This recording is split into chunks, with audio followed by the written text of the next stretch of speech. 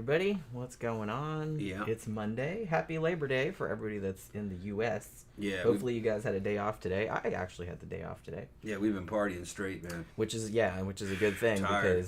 Because we drank with you guys on sidetracks on Friday night, then we went out Saturday night, and then we also went out last night and stayed until close, like both nights. Right. Because it was the last 2 nights at the old place before they move. And so we're a little bit worn out. Yeah, I'm laying off alcohol tonight. I have a super weak one. Yeah. You know what I mean? Just for hair of the dog purposes. I don't feel too bad though. I wasn't super hungover. I'm pretty worn out. But I'm just tired, but I only got tired the last hour or so. Yeah. So we decided to do this movie here because if you remember last Wednesday's show, which was about the psychics and all their predictions, and I think we somehow got on the topic of this, the documentary, essentially. It is kind of a documentary. It's a documentary.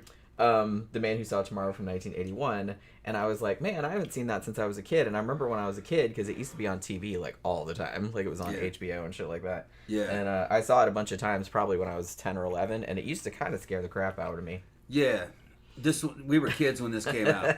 And it would be, like she said, on HBO all the time. And it was kind of good when you were a kid because they would play this in the daytime, so you might be able to see it in the daytime. Yeah. And there was something about the tone and certain about, there are things about the tone of the movie and Orson Welles and shit and what way it all goes down is that it was kind of like a scary movie that you could actually watch without having to look through your fingers and shit, That's the way Terror Train was for me, too. There's a slasher film without any slashing in it. Yeah. But this was kind of like a horror movie without any horror in it. Although I will note that it does have... I had forgotten how graphically close up the Zapruder film footage was and all that other kind of stuff, and I was like, yikes, okay. And shit from the Holocaust and whatnot. This movie is about Michel Nostradamus, the famous... Michel de Notre Dame. Yeah. Also known as Nostradamus. All right. We call him Nostradamus. I'm Nostradamus when I predict shit right. I predict shit all the time. Well, and I would argue that you're probably more accurate than the actual Nostradamus. Yeah, he was a good predictor because he just made all his predictions in quatrains and they were all random. They could be in any order, and he just made lots of predictions. And the shit is extremely vague and flowery. You can find something to fit. I mean, it is ridiculously vague. Yeah. But this movie takes it seriously, and they kind of build Nostradamus' credit up, starting off with legends about him. And they make you believe that these legends are true, even though they don't ever really test whether the legend is true. Yeah, where did this story come from? Yeah, they're not... this is not an analytical or scientific-based movie. It's entertainment-based. Yeah. And it's a good movie. It's interesting. It's an interesting story about Nostradamus and his predictions. This movie was kind of like one of several other movies that come out before this that you don't hear much about anymore that were considered to be scary, kind of. One of them was called The Late Great Planet Earth. Yeah, I remember that one. Which was Hal Lindsey, right? That one was... What's that? Hal Lindsey.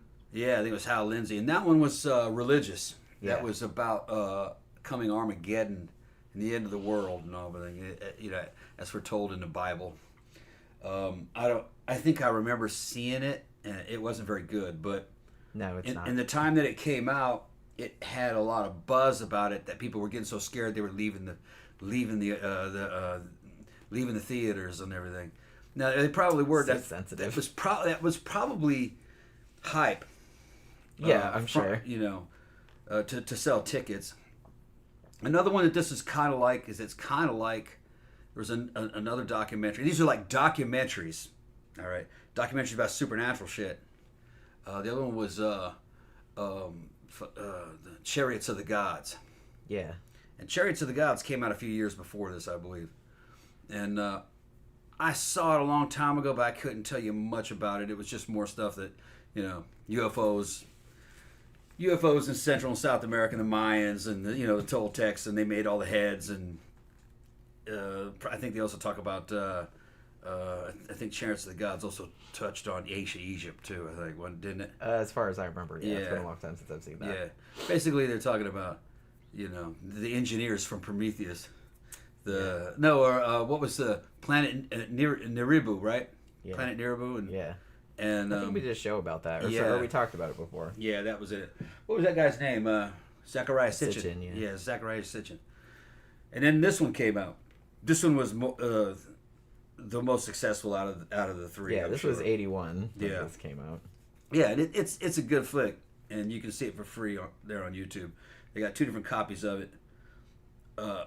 Then I think, if I remember correctly, the newer copy actually had better audio and picture quality, but you can still not. It's still not great because it looks like it was just burned off a VHS. Yeah, they both would look like they were burned off VHS. Because I don't think. Well, here's the thing. CB said, "Jenny, is that your real hair? Because that style looks good on you." Yeah, this is actually my real hair today. I was too lazy to wear a wig. Yeah, so I just kind of brushed it and I just had the why bother hair today. But thank you. This one, I thought that this had got a theatrical release because later on in 1991, they recut this movie only with Charlton Heston, like doing essentially the same script, but they took some stuff out, because, obviously a lot of the predictions that they made in the first one had not happened. Right. So they took a bunch of that out, and they took all the apocalyptic shit out. They were trying to, like, cut it down for time, like, to an hour, because this is, like, an hour and a half. And that was, like, for TV specifically. But I'm not real clear on whether this ever got a theatrical release or not, because I think the version that we saw on YouTube is in 4:3 aspect ratio, so it looks like TV.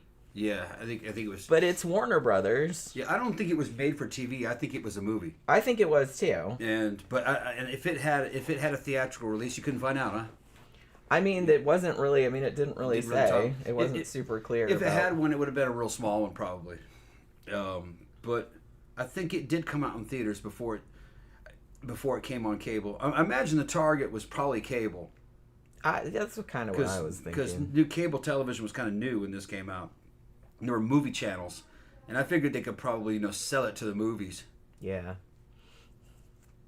I mean, I guess that's kind of why. But like I said, it's Warner Brothers, and the funny thing about it is, one thing I had forgotten, like through the sense of many years since I've seen this movie, is that how many movie clips they used in this. Yeah, there's lots of especially because Tom's like sitting there going like they do like a big huge thing about Napoleon because he was supposedly the first Antichrist, like according to Nostradamus, and so they have like a lot of footage about Napoleon, and Tom's like, they didn't shoot this shit like just for the documentary, did they? Because like, look at this, there's like 40 bajillion extras, and it's like these huge sets and everything like that. I'm like, no, I'm pretty sure that these are probably just movies from the Warner Brothers catalog. And yeah, indeed they were. I think one of the movies that they used, particularly for some of the Napoleon footage, was War and Peace, like the 50s version, I think from 1958 or something. Yeah, because you can tell they're big productions. There's thousands of guys on screen, all in uniforms. Yeah, and you're like, there's no way that this documentary like spent money to do that kind of like reenactment. You know what I mean? Yeah, they're using maximum fucking stock footage in this. Yeah, I mean, they do have some special effects scenes when they talk about the third Antichrist. Oh my god, those special effects, and I had forgotten how bad they were. It's like Missile Command. The sound effects of the missiles were my favorite. Yeah. Like, pretty sure that's not what it was imaginative, man. It was imaginative. Yeah. Okay, so the hilarious thing is that Orson Welles hosts this, and he knocks it out of the park. He makes this sound super dire and like super serious. The hilarious thing about that is that Orson Welles thought this whole thing was complete bullshit. Yeah. And most people have speculated he probably just was contractually obligated to do it. And pretty much immediately after it came out, when he was doing like the promotional tour for it, he just like made fun of it. Yeah. Like famously, like I think the most famous one was he was on Merv Griffin. Yeah. And he just like thought it was a bunch of crap, and he's just kind of like, nobody's ever really like translated his quatrains correctly or anything. Like, says no way. He's like, you might as well just like try to predict shit from like random stuff out of the phone book. Is like what he said. Yeah. But to his credit, he does take this material seriously. Although we did speculate Oh, he's drunk. over if he was getting. I'm like, is he getting progressively drunker? Like, as this goes on? Well, he gets progressively more kind of an unhinged quality to him. Because he's talking about the coming fucking apocalypse, basically, in the end of the world, and he's trying to send you off the deep end, and he's pretending. Okay, he's pretending that he's really believing this shit, and that we're all gonna die. Basically, we're all gonna die. Because you know how much you love stuff like that, like that everyone's doomed. I'm pretty good drunk, and I can recognize when another dude's drunk. Okay? And he wasn't totally drunk. I've seen him fucking really fucked up. I mean, he's been shit faced. I've seen him fucking he'd make that British dude fucking look sober. What's his name? Oliver Reed. No, dude did fucking worse. Worse than Oliver. Oh man, he'd be just openly drunk in his movies. Richard Burton. Oh, Richard Burton. Richard Burton, yeah. He'd make Richard Burton look sober at a time. I've seen films of him trying to do the Paul Masson fucking. Oh my god, that's my favorite. He's I think that's on YouTube somewhere. Yeah, you can see it, and he just like hundreds and hundreds of takes. We will sell no wine before it's time, like that commercial, and that's there. Yeah, there's like a bajillion different takes. Yeah, he's just making this shit up, and he's fucking loaded. Like, Orphan. And I think he's fucking cussing in some of them. Yeah, it's pretty funny. Yeah. I don't remember where I saw that footage, if I saw it on YouTube or something, but I was like laughing my ass off. During this era, Orson Welles was, his career was pretty much over, but he was a legend. Yeah. Okay, he was a fucking living legend. If you hired him for some shit, to do some shit, it was going to be fucked up. It was going to cost you a lot of money, and it was going to take you like 4 or 5 times what it would normally take you to get it done. He liked to party. He's a big old fat guy at this period. He would drink and fucking smoke and eat. If you were gonna hire him for something, from what I remember, is that you had to provide like fucking top food for him, like top catering services. He couldn't be around cheap food. So he was very demanding, and of course he drank. But he's doing a good job in the film. He does, yeah. I think he makes the movie. It wouldn't if he wasn't hosting it. It just everyone would have forgotten about it. I think. Yeah, he makes this movie. It's kind of like one long monologue interrupted by little vignettes, little stories of what he's talking about. Yeah. Of what Nostradamus predicted. Some of it's stock footage, some of it's like historical footage, some of it's reenactments. They did do some reenactments. Yeah, some of it's the material, like the third Antichrist stuff. That was all original footage. Yeah, they're having missile fights. That's hilarious. Yeah, he's like the great king of Persian terror with his blue turban, coming in a metal fish, all that.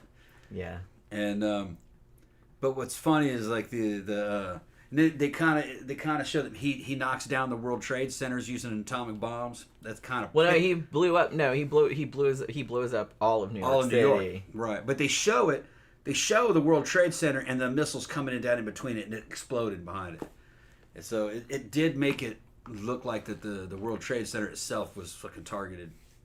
But they were saying that the whole city was going to be destroyed. Yeah.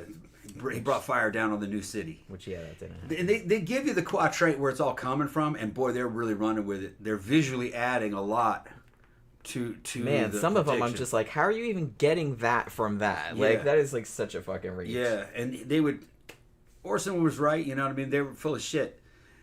He'd come up with he'd read a quatrain, and you could read it, and you're like, well, what the fuck does that say? Yeah, it's like that doesn't say anything. And you could just make up any story you want about what that says. Yeah, just gobbledygook. That's what that is. It was word salad. Yeah, a lot of them were. Yeah. Nostradamus did word salad, and he did it in several languages, all in the same sentence. It was 4 languages mixed up with like anagrams and shit like that. Because, I mean, the story goes that he didn't want to get persecuted for witchcraft. Which I'm not sure if I believe that or not, but that's like what he was in danger of that. I don't think so either. But that's just kind of what the story was. That's why he was like disguising the stuff. But that's also why, if he really indeed did do that, then that's why you can't ever get an accurate translation, because he was just like mixing shit up, you know. So well, I don't think he was using like a palm reader's type technique. So he's casting a real wide net. Yeah.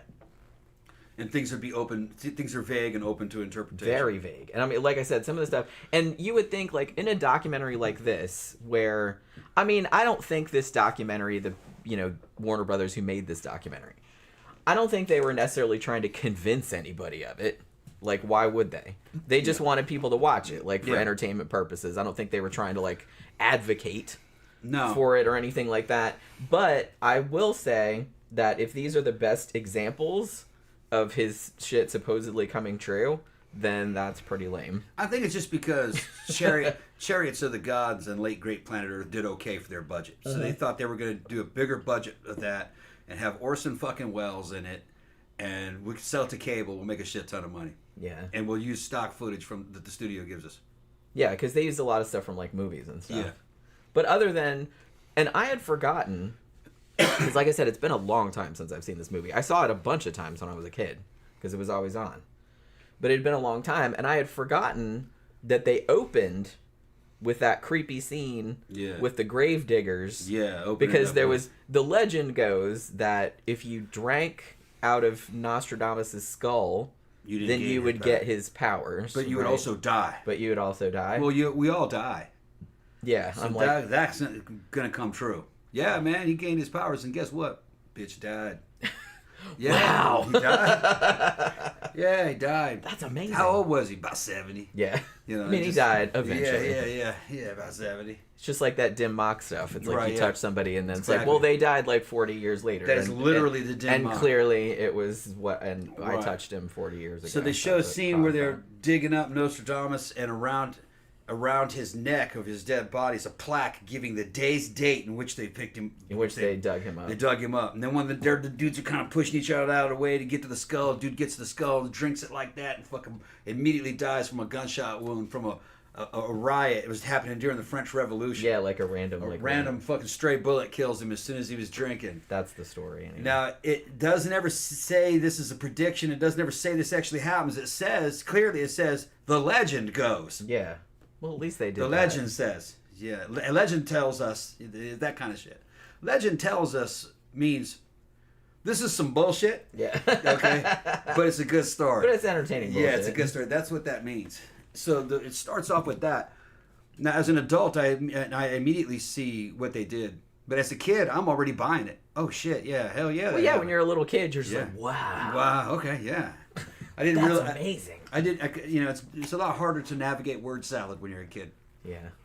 But that's an epic beginning, and it's what was cool is that it starts off with macabre stories. It puts the hook in you early. Yeah.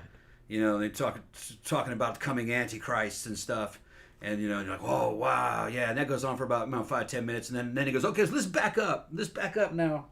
Let's talk about Nostradamus, where he was born, you know, what he was like as a kid. And he predicted who the Pope was going to be. And they don't do too much about that, though. They do kind of go, yeah, he was born here, wherever. And, like... then they start with his career. Yeah, and then they tell a couple stories about him, like, from his younger years, like him going and kissing the feet of that random-ass friar. You're right. And then he's like, what the fuck, bro? And that's not what he said, but you know what I mean, the same sentiment. Because what are you doing? He's like, well, I'm kidding. You're the Pope. And he's like, I'm not the Pope. But then he becomes the Pope later. He becomes the Pope later. But I said, you know, I wonder if that really happened, if it was like a self-fulfilling prophecy, like Nostradamus did that, and he's like, maybe I should be the Pope.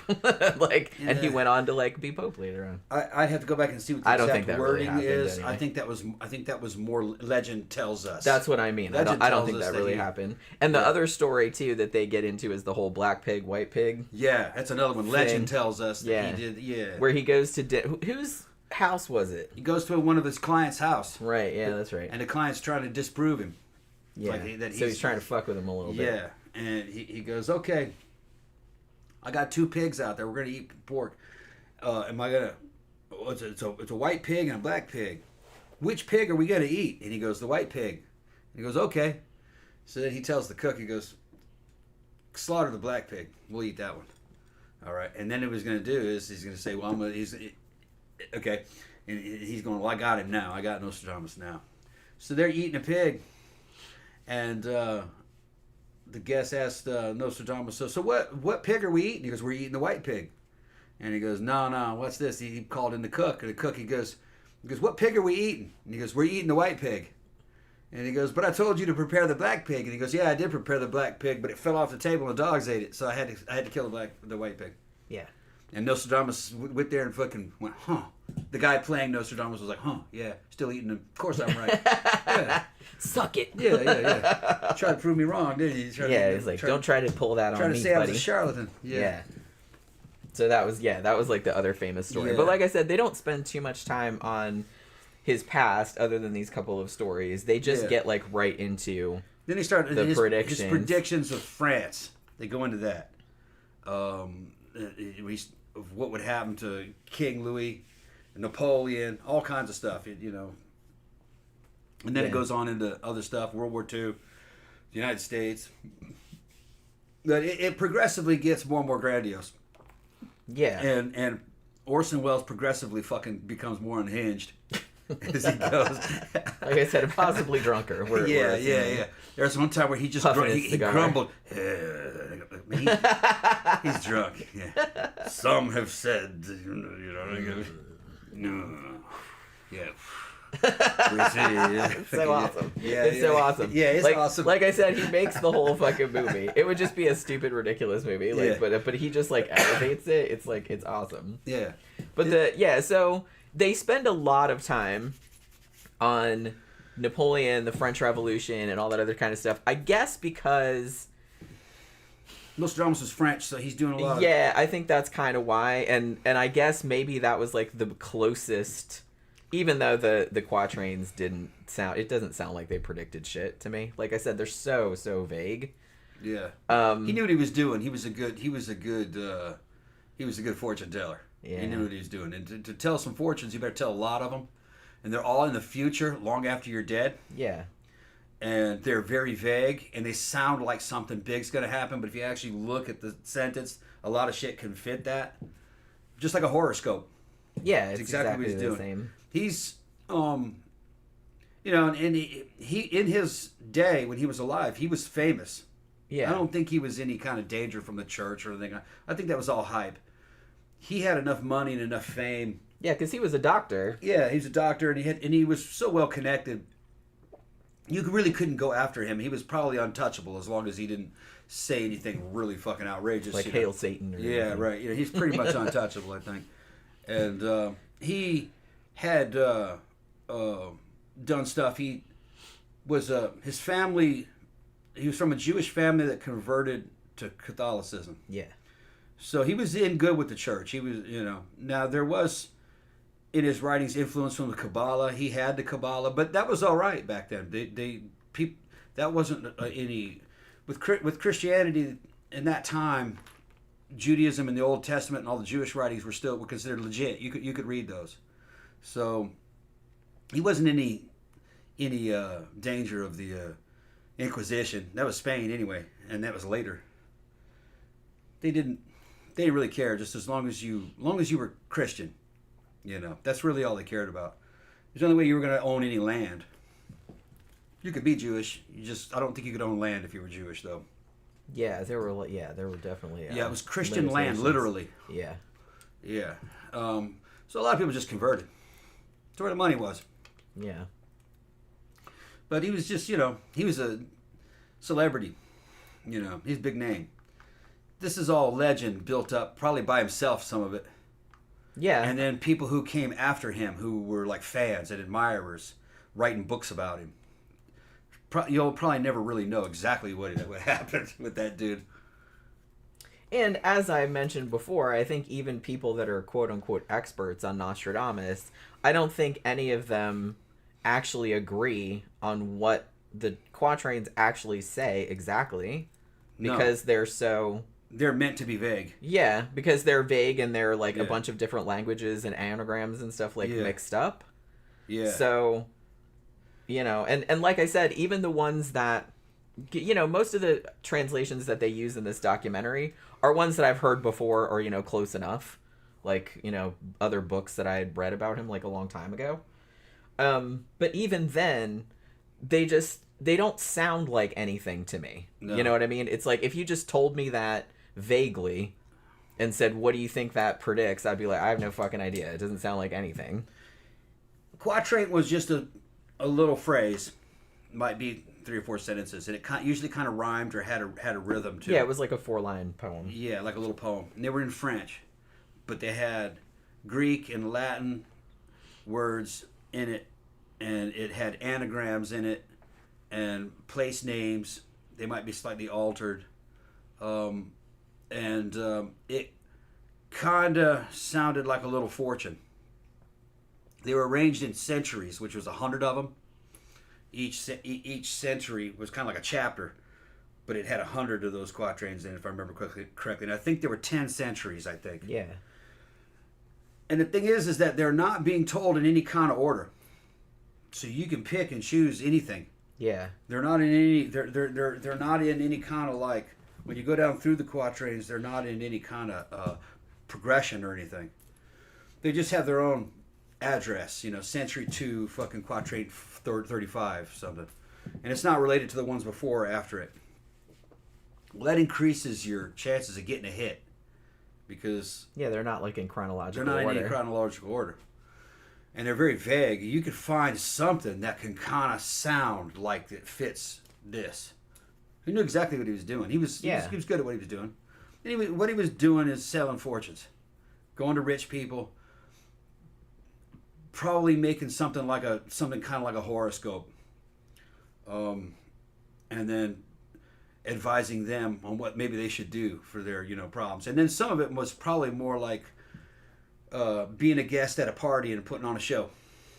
Yeah. It probably did shit like that. Like if you have a party and there's like a tarot reader or something at it. It's kind of like that. Right. And everybody be like, ooh. Yeah. You know what I mean? He was a celebrity, though, definitely. And he was educated, for his time. So he's mixing the occult, religion, psychic abilities, and science. It's all happening in one man, Did he know it was bullshit? Probably. He may have not have taken it as seriously as you think he did, but maybe he did. He might have been kind of, you had guys like Isaac Newton, and he invented calculus and physics, and he was devoutly Christian and believed in alchemy and all kinds of stuff, angels and. He's a fascinating person. We should do a show about Isaac Newton. He is a fascinating person. Yeah. So he was trying to prove certain things in the Bible all the time. Yeah. So he may have been like that. Yeah. He may have been a man of science, but also like really convinced that you could foretell the future and by listening to voices coming out of where was it was coming from? It was the place in between heaven and hell, purgatory, right? He didn't call it purgatory, did he? No. What's the other word? Limbo. Yeah, maybe it's limbo. I think it might have been limbo. I thought that was where unbaptized babies went. I don't know. I'm not up on all of that. But he was scrying. Yeah, I was just gonna say. He'd sit there and stare into basically like a crystal ball that had a flame or something. Or either that or it was water. I thought scrying bowl was usually like a water. Might have been a water with moving with the candle behind it, making images, and he's having visions and coming up with these little poems. And he might think that they are predictions. And the subconscious mind might say, the prediction has to be very vague. Yeah. You know what I mean? For it to work. You can't, like a tarot card reading. Yeah, you can't be super specific because obviously the odds are that you're going to be very, very wrong. Right. You say, well, the spirits didn't tell me with clarity. There's going to be always a reason. Well, yeah, like I said, and we talked about this a little bit on our psychic show too. It's just like they always have an excuse. Yeah. You know what I mean? Oh, well, the spirit's not coming through that clearly, or it's not always correct, or another spirit's standing in the way. Yeah, or something like that. They always have some kind of excuse if they fuck up. You know what I mean? But but some of the predictions he made, like I remember particularly because little me when I watched this for the first time, I of course loved all the gory shit. So the stuff about King Henry II getting killed in the joust. Yeah. I can't remember exactly what the quatrain was, but something about the iron cage or the poking out his eyes or something like that. Yeah. His eye was put out in a cage of iron. Yeah, something like that. Or a cage of gold or something. Yeah. Maybe a cage of gold or something. I don't know. And it turned out that he was killed in a joust. Yeah, they show the lance go into the it's like whether that gnarly. that king was actually killed that way or not, I don't think they never come out with any kind of like definitive proof that proved the quatrain. Like they didn't. The historian doesn't come out and say, "Yeah, King, what's his name? Yeah, he did die that way." You know, they just show you a reenactment of it. It may not have been how he died. I don't know. And the thing about it is, even if it was, I kind of feel like a lot of the Nostradamus shit, because it was, I mean, I don't think Nostradamus' stuff, like his prophecies, I don't think it's ever been out of print since the dude was alive for like several centuries. Not many writers can say that. So I think what might have happened too is that after certain events happened, maybe later editions kind of massaged some of the quatrains to make it sound more like that. Yeah, because when you're reading an English version of it, they'll show you the original quatrain, all right, in the language that it was written in, and then they'll give you kind of like an English translation of it, and there's a lot of leeway in the way things are translated, especially you're going from a Latin language into a Germanic language. Right there, you can do stuff because the articles aren't fucking gendered, and in French they are, so that can impact a fucking fortune by a lot. Because somebody's told you in male or female terms, which unless you speak a Latin language, you know what I'm talking about. They'll use the word "the," but there's a male version and a female version of the word "the." I think most people probably. And then there's a singular and a plural version of it, and then there's a "we" version of "the," that doesn't exist in English. And thank God, because I took French in school and I had a bitch of a time with that. Yeah. So,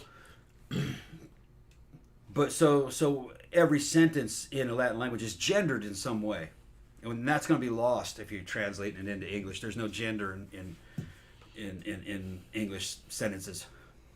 Yeah. So we're gender neutral. That would that's gender neutral unless gender is being talked about. Right. But cars are not male in English. Right. No. Cars are male in Latin languages, though. I always thought that was ridiculous. Like, why would you even hit upon that? It seems so strange. Because Latin nouns only end in fucking O, A, or E. If it's A, it's feminine. If it ends in O, it's male. If it's E, it's kind of a neutral, but it's going to be male, too. One thing I always wondered, too, is in a language like French, which is what I'm more familiar with because I took it for several years, when a new word enters the language, who decides what gender that noun is? There has to be some kind of board that decides, right? What a weird thing to... No. No, it's just words... I think a lot of it's just like with English, it's done by sound. A lot of the irregularities in English is because it sounds better to say something a certain way. Yeah, maybe that's what it is. Which causes a bunch of irregularities. Because they're made up of people just speaking colloquially. Yeah. And then later they'll come back and justify it using grammar to make it official. Yeah.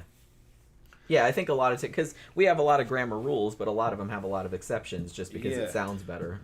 Right. Like the other way, even though it's technically wrong, But yeah, so yeah, that was kind of the first big one I remembered because, like I said, the lance and the eyeball thing, like that made a big impression. Yeah. Like it's not super gory or anything. No, that guy probably did die, but I don't know the details. Maybe he was killed in the joust, but he got killed from a blow to the chest and died a week later. You don't know, but they show you him dying right there on the spot with a damn lance, like sticking out of the thing in his helmet. Yeah.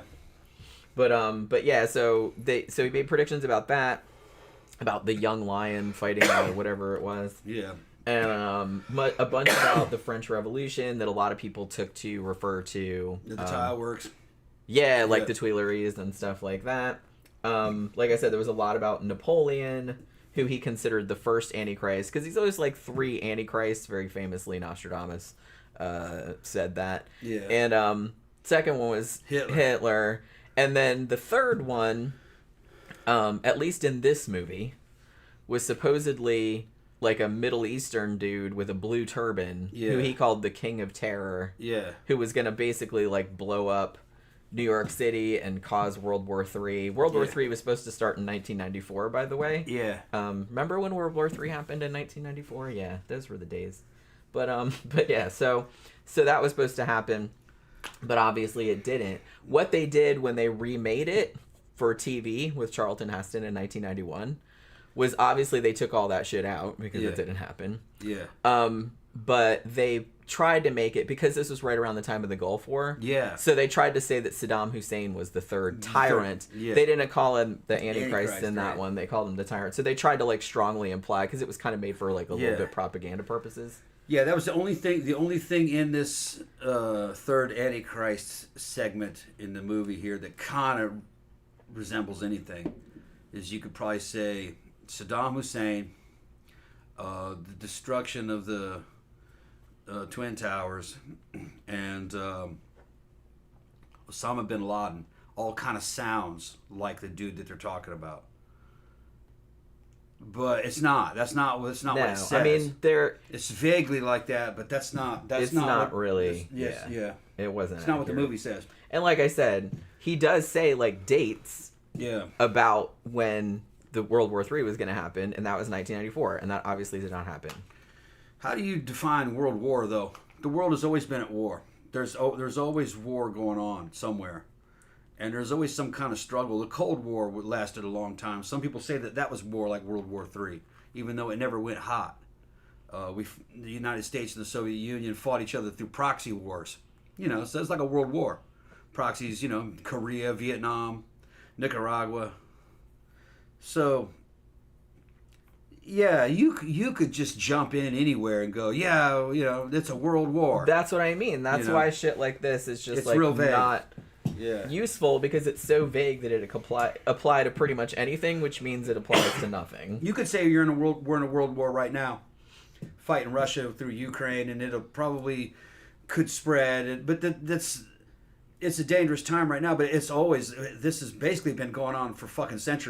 That's what I mean. It's like no different. War is constantly fighting than usual. I mean, you're right. It's not. World War I and World War II were pretty bloody, but people forget about the Mongol invasion. The Mongols killed 1/3 of the Earth's population. That's how bad those dudes were. They were badasses. Population was smaller back then.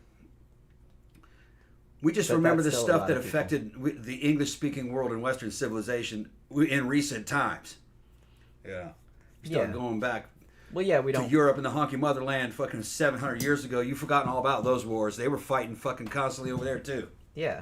I mean, that's pretty much the standard. Yeah. It's in human nature. You know what I mean? You're not going to be able to escape it. If anything, like, it's been relatively peaceful compared to kind of the way it was, previous times. Yeah.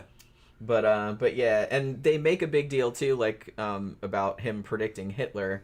And I think that's one of the most famous prophecies that he made, that he actually named Hitler. But he doesn't. He doesn't. He says Hister, and that's a river. Yeah. So. Yeah. And I don't think he was talking about a person. No. It's just they're just going through his quatrains and looking at each one of those and trying to find something that fits that. And if you look long enough and if you're flexible enough, you'll find something in there. It does kind of sound like Hitler, but he's talking about the Hister River, which is also in Germany, I think. Yeah. I don't know if it's still called that, but it used to be called that. Yeah. And he also supposedly predicted the Holocaust, obviously, the atomic bomb in Hiroshima and Nagasaki, the assassinations of JFK and Robert Kennedy. Yeah. Those are kind of those quatrains are kind of weak. If you super vague. They're real vague. They're all vague. Yeah. But those ones specific, because honestly, if you just come out and say something like, the gray-haired man did this, that, and the other thing, it's like that could mean literally anybody, pretty much. Like that could mean like half of the world's population. Yeah. And then Nostradamus also mentions many times like the new city. Over in the new city. Yeah. And this program surmises that when he's talking about new city, that he's talking about something in the in the Americas. Right. Namely which North didn't America. Exist, obviously, when he was alive. Yeah, so we just call it the new city. But I don't think that's what he was doing. He was scrying out a fortune or a prophecy for a European city sometime in his future, one that hadn't been built yet. Because you're safe from being called bullshit on that if you're trying to give a projection for a city in France that doesn't exist yet, or a city in Germany that doesn't exist yet. Yeah. Because you're gonna be long dead before they figure out whether or not that was a good prophecy or not. It's pretty safe. Yeah, and a lot of them are told like that, to where he's not gonna make himself look like a fool. Yeah. So he's gonna be something very vague and in the future. He also predicted that Ted Kennedy would win the presidency in 1984. Yeah, that's not in there though. The show says that show says that. No dead Ted Kennedy was ever mentioned, and no dates are mentioned. Very few dates. 1999 is mentioned. Yeah. That had to do with the Great King of Terror, bringing fire down on the new city, that kind of stuff. Yeah, So yeah. you say, well, that must be New York in '99. That was 2001 though. So you say, well, he's off just by a few years. And so people say, well, that's still not right. In '99, there was an attack. I think there might have been an attack on the World Trade Center in '99. Didn't they blow up a bomb underneath the bottom of it? That was '93. Was that '93? Okay. Yeah. So, if you were a real fan, you could say, well, it's close. But that's not exactly what he's talking about. Close only counts in horseshoes and hand grenades, as they say. Yeah, it wasn't. That's not what he's talking about, though. No. Like I said, I think... I don't know. It was hundreds of years ago. I didn't know the man. But it just seems to me, if he genuinely did believe that he had powers of prediction and he was a mystic and everything like that, I think he was just having dreams or visions or something like that and writing them down and thinking that predicted stuff. And then later on, people interpreted it the way they wanted to interpret it because they were vague enough to interpret it in lots of different ways. Well, they're so vague the way they're written, he knows what he's doing. Yeah. I do lean toward he knew what he was doing. He is a professional fortune teller. Yeah. And it's always better to not be too specific. Yeah, that's what he's doing. So there's that too. And he could look like Mr. Smarty Pants and make all kinds of money at the party. Which I don't blame him. Yeah. I'd be doing the same thing. Well, yeah, I mean, you know. Yeah. Put on a good show and make some money and chase guests and shit. Chase guest women around. Fucking eat some pheasant. Yeah. Or whatever. Yeah. Yeah, I think he said that World War III would start in 94 and that then wouldn't it end in 1999 and there'd be a huge worldwide cataclysm type of shit? He never calls anything World War III. No, he doesn't. That's that. a modern... The show is saying that. They're taking the quatrains and making a narrative out of it. That's why this is kind of a good movie. To show you how they can really kind of bullshit you. Yeah. It's still entertaining. It's obviously none of it is true. Yeah. And it's actually kind of fun to watch this many years later because this was made in 1981. So they were talking about all the shit that was supposedly going to happen in the 80s and 90s that obviously did not happen. No, it didn't happen. And some of it kind of sounds familiar, but that's the way any fortune would be. I could tell a fortune right now and it wouldn't happen, but something in the future would happen and kind of sound familiar. Well, and he would predict shit like, oh, there's going to be this big massive earthquake. Well, yeah, duh. I mean, there's earthquakes all the time. Never really gives a date. predicting natural disasters is pretty safe because, I mean, statistically, something's going to happen somewhere in the world. Drought and famine and man becomes a man-eater. Yeah. Man becomes a cannibal. Well, shit, that's pretty fucking vague. Yeah. You could probably say that happened in Africa, fucking many times over the past 200 years. Yeah, I mean, there was, drought and famine in Africa in the 80s, but earlier than what he supposedly predicted. Yeah. But, the idea when we're doing this, when we're reviewing this movie, is not to shit on Nostradamus. Nostradamus was being Nostradamus. That's what he did. Nostradamus gonna Nostradam. Yeah, he's gonna Nostradamus.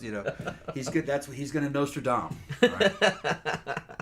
And the movie does a good job of putting on a good show, and it's mostly because of Orson Welles. Like I said, if he wasn't hosting it, it would be. I think it would just have been silly and forgettable. It would suck, yeah. But he just really makes it, even though he thought the whole thing was bullshit. It's just a lot of gravitas. But he really kind of leans into it, and he's just all serious about it. At the end, he's resigned. Yeah, he's resigned to this shit. Oh, we're all gonna die, basically. Well, he's maybe we can change it or something. And then me and Tom were sitting there thinking, oh well, if Nostradamus, because like I said, I don't know how true any of this is, but Orson Welles is saying, oh well, Nostradamus like wrote in a letter to his son, I think, that you could change it. That you could change the future. I'm like, oh, so he's hedging his bets. Hedging your bets. So it's like, well, I made this prediction, but it didn't happen. But that means because y'all heard the prediction and fixed it. Yeah. And I was like, so you win either way. Yeah, that's a good way. Good job. That's good. You cover your ass. That's exactly what a fortune teller should do. You cover your ass like both ways. That's genius. I saw it, and y'all believed me, and you steered the ship around it. It didn't happen. And it didn't happen. See, you need me. Yeah, exactly. Yeah. Like I said, so he wins either way. Yeah, right. Yeah. Because if something kind of vaguely likes that happen, oh my God, he really did predict it. But if it doesn't happen, he's got like a backup. Yeah, he's a genius. Yeah. Clinton makes the point. Yeah, and I wanted to bring this up too. He never wrote any year. That's right. No years. He always wrote. The experts have found he wrote when stars were aligned. Yeah, okay. That's the thing. That's remember. That's when how constellations were. That's where he always put the dates, like when certain planets were lined up, or when Halley's comet. Jupiter's in Mars. Right, or something like that. Yeah. So which is not ideal. Like the astronomers can figure out like maybe when that's going to be, but. It would have been a lot better if he'd have just come out and said. I think he on April 15th. Well, I think he did say. I think that he does say, "Let 1999 seventh month arrive." I believe that he says that in that. Yeah, I can't remember if he actually seventh month arrive. I think that's part of the thing. So he does name a date at least once, or at least you assume it's a date. It may not be 1999. It may not be a year. He was writing this a long time ago. And like I said, it's been through like so many printings and so many translations might have embellished by it. Different publishers that some people might have massaged it to make it sound more like something that really happened, so everybody would be like amazed by it. And if you guys remember, most of you guys are maybe old enough to remember when 1999 was going into 2000. It was a big fucking deal. Like, there was a significant portion of the world that thought something really bad was going to happen. Y2K fucking scare. They thought the computers would fucking malfunction. For some reason, I was just like, that shit's not going to happen. Come on. Yeah. And it didn't. That's under the internal clocks of the computers. Yeah. They would just roll over. Yeah, it was fine. Everything was fine. Yeah. Nothing bad happened. So it's just kind of like, so I kind of, anytime it's weird because time, obviously time isn't a man-made construct, but the way we measure time is. Yeah. So it's just funny how much stock people place in a significant date like rolling over like that, like 1999 to 2000. It's like in the great scheme of the universe, that doesn't mean anything. Yeah. Universe doesn't know what day it is. No, it doesn't matter. It doesn't care about your calendar. No. That's, like I said, so that's a very human-centric idea to have, but it just seems like people really like all these apocalyptic predictions about even years like that. Well, the millennium stuff, millennial prophecies and millennial worries were based in Christianity. Yeah. Christianity and apocalyptic thinking. Yeah. And a lot of it had to do with movies like this and fucking late Great Planet Earth, fucking apocalyptic thinking. People love end of the world shit. It's like, I don't. Yeah.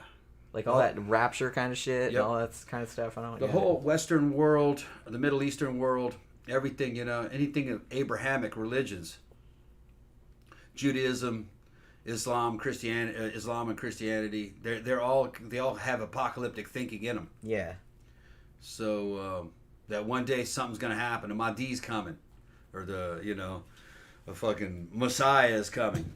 And it's going to save us and whisk us away from all the sucky people, so we can like look down on them. To bring judgment, Judgment Day stuff, and y'all gonna pay for being bad. It's just that kind of thinking is just. But it's the Mayans and the Mesoamericans, had religions that were very much like that too. A lot of apocalyptic thinking. That's why they were cutting people's hearts out. They're trying to stop the end of the world. Make sure that the sun would continue to rise and fall. Repaying the blood debt. So it's part of human nature. Humans are just like that. Yeah. If you ask me. It doesn't matter what you tell them, they're going to turn it into something kind of like a religion. Yeah. And then they're going to eventually start acting crazy with that, especially if they're under stress. Yeah. Yeah. They're going to go Lord of the Flies. Yeah. We never learn. anything you give a human, he's gonna monkey with it, and because that's what they are. Humans are monkeys. And any ideology will eventually be basically perverted into a religion or something like it. It doesn't even have to have God in it. It could be secular. You know, the Chinese are like that. For them, Confucianism and communism is like a religion, even because it's not an actual reality. I mean, China's not really a communist country, other than the fact that it has a thing called the Communist Party, but there's no communist economy. There's no communist reality. It's just more of kind of like a belief structure that's the government and that's what they have. And Confucianism is ancient, been around in China, and it's secular. It doesn't have anything to do with gods or anything, but the Chinese, that's just deeply imprinted into the Chinese mind. And it's like a religion. So, Tom Baker said Rasputin did it too. Yeah, that's right, he did. I think we did a show about Rasputin like a long time ago. Did what? Made predictions. Yeah. But like on a shorter time span and specific to Russia. Yeah. Yeah. They kept his spooky ass around. Supposedly better accuracy, but who knows? Yeah, you only know what oral histories of what it survived. Right, and that's what I mean. And it's just kind of like it's not like you can go back in time and listen to shit from Rasputin's own face. Right. You just have to have like secondhand accounts of people that listened to shit he said. Maybe they didn't hear what he said right. Maybe they, maybe they thought he was correct, so they're going to make it sound like it was more correct. You know what I mean? So it's just like there's no... And I think the same kind of thing happens with Nostradamus. I'm not saying he didn't write that shit, but I'm just saying it was so long ago, and it's been through so many different printings and iterations that there's really... I don't think there's any way of knowing what his original intention was. Yeah. You know what I mean? He was quite a character there, man. Boy, he was literally hard to kill. That's the story, that like they tried to fucking kill him like a whole bunch of He's a testament to the Russian Constitution, man. They just couldn't fucking kill him. Those dudes, man, they could take a lot of damage. It's like we threw him in a lake, we put him in a wood chipper. It's just like he just couldn't kill that dude. He didn't really put him. He eventually died, but they how funny would that have been though if they threw him in a wood chipper and he just came out? They drowned him, like, poisoned him, shot him, stabbed him, and he's just like, bring eventually he died. Eventually he died from. Yeah, he did die eventually. He's just a person. Just they had to kill him 5 times. Yeah. Phantom went back to check because somebody asked about Edgar Cayce. If there was ever a movie about him. I don't probably I don't know if there was a fictional movie about Edgar Cayce. There have been a couple of documentaries because I think we watched some of them like before we did the show a long time ago. Yeah, because Phantom says episode 127 was about Edgar Cayce. Yeah. And episode 135 was about Rasputin and the Romanovs. Okay, yeah. Yeah, I knew we had done shows about both of those. But yeah, so this movie, it's kind of it's on YouTube. It's not in fantastic quality because one's better than the other. Yeah, I don't think there was ever a DVD release or anything like that. You could get it on VHS. The funny thing about it was that back when that big earthquake happened, I think it was in 88 or something, or whenever it was, in California, because all of the stuff about him predicting the earthquakes, like a whole bunch of people like started renting this movie. Yeah, right. Like right around that time. So anytime like some big fucking deal thing happens, like 9/11 or something, like everybody starts looking at this movie. Yeah, Nostradamus predicted. Yeah. Does Nostradamus predict it? Yeah. And a lot of people still believe in the shit. And it's got to a point now where now people are just making up quatrains and putting them, and people are just like buying it. They're not even checking. The Nazis did that. Yeah. Joseph Goebbels' wife Magda thought that that Nostradamus had predicted some of their early victories. Yeah. I think they were talking about. I think they were talking about unifying the Rhine. I think is what they might have been talking about. And Goebbels, he was minister of propaganda. He saw that. He goes, "Oh, that's a good idea." So he started. They evidently made a bunch of propaganda leaflets that they were fucking dropping out everywhere. I don't remember if they dropped it out on troops or if they just handed it out to Germans. Probably just handed it out to Germans, saying like, "See, look, Nostradamus predicted us, you know." And then I also heard that they made fake ones. Yeah, they were making fake. They still make fake ones. Fake Nostradamus predictions that they were going to win the war. Basically, people were doing it back then too. Yeah. Well, and the thing about it is, after they did that, the U.S. did it too. Like during World War II, they actually made. I don't know if they made leaflets. They probably did, but they made little what do you call them? Like little films, like little reels that they would show in the theaters that were called Nostradamus Says So. Okay, yeah. Yeah. So therefore, he says so. That said, it's like, the Germans say that Nostradamus said they're going to win the war. Fuck that. It actually says this, we're going to win. You know what I mean? So we did the same thing. Right. Like back. So that just goes to show, much like the Bible, you can take shit in there and spin it any fucking way you want because it's so fucking vague. And it's talking about stuff. The thing about it is, if Nostradamus did write that stuff and intended it to be predictions, I kind of suspect he was talking about stuff that was going on at the time that he was alive. Yeah. You know what I mean? So yeah, most of it's I think during the time when he was alive or right after, that type of deal. Well, it's just like I said, it's still kind of the same thing, with Bible stuff. I think some of the stuff that people take in there is like predictions or talking about is not talking about that. I think they're talking about stuff that happened at the time that it was written. You know what I mean? And people are interpreting it as happening now or in the future, which that's not what it was.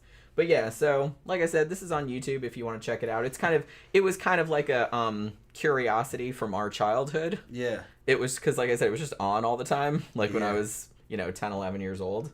And it was like kind of scary if you were a kid. Yeah. And you're dumb. But, you know what I mean? If you're a dumb kid, you're just kind of like, holy shit, the world's going to end and all this other kind of stuff. I don't know if I entirely 100% believed it or not because it even seemed bullshitty back then. Yeah. But it's still kind of fun to watch. But like I said, it's mostly for Orson Welles. Keep in mind that there is actual footage of JFK getting shot. Yeah, his head getting blown apart. Yeah, in pretty loving close-up. Yeah. They show the assassination of Robert Kennedy also, but you can't really see much of anything because they didn't really get that on film all that good. And there is like footage of the Holocaust, like bodies being dumped in the big pits and everything. That was real common back then, though. But yeah, I'm sure most people have seen that by now. But I'm just saying, I had forgotten that they had put like a lot of that in there. So yeah, it's kind of interesting if you're into that kind of stuff. So I guess we'll wrap it up for this evening because man, I'm getting sleepy. Yeah. So Wednesday night show, this was actually something that was recommended. I didn't really know a huge amount about this, but somebody recommended it and I put it in the poll and it won. We're going to be talking about the Magdalen laundries in Ireland, which, if you didn't know what those were, they were like these homes, institutions where quote-unquote fallen women, which we'll get into, were basically incarcerated there and forced into slave labor. Damn, okay, yeah. I was watching a couple documentaries about it today on my day off, and I was like, wow, this is going to be depressing. No, it's an interesting program, but it's like an interesting topic, but it's like kind of infuriating. But so we're going to be talking about that on Wednesday. So hopefully you can join us for that. Thank you very much for dropping by this evening, and we'll see you guys again on Wednesday night.